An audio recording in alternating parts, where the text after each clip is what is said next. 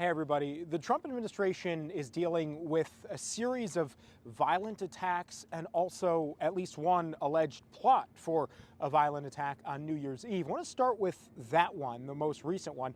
Just this morning, the FBI field office in Los Angeles announced they have arrested 4 people for allegedly plotting a bombing campaign on New Year's Eve. 5 different locations all around Los Angeles that they were allegedly going to be leaving backpacks at, filled with explosive devices. This group, a domestic terrorist group, according to the Attorney General, they call themselves the Turtle Island Liberation Front. Attorney General Pam Bondi says this is a left-wing organization.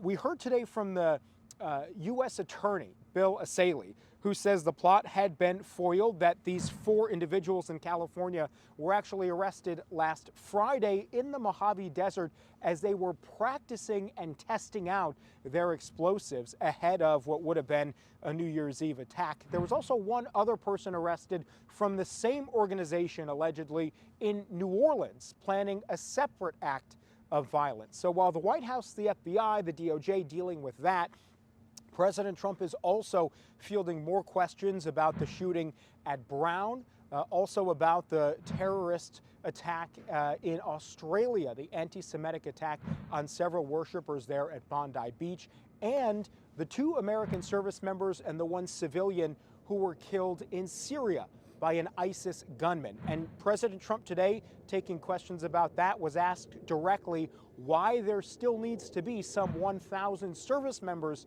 in Syria. This is how he responded. Because we're trying to make sure that there's going to be and remain peace in the Middle East, and Syria is a big part of it.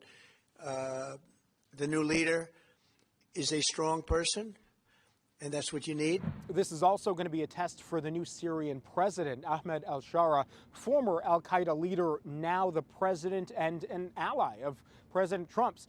President Trump has affirmed his faith in the new Syrian president, but the security forces in Syria, who were also targeted by this attack, also victims of this ISIS shooter, there are questions now about how the new president is going to keep American service members and his own security forces safe from these attacks and combat terrorism, something that obviously this White House is going to have a lot to say about moving forward.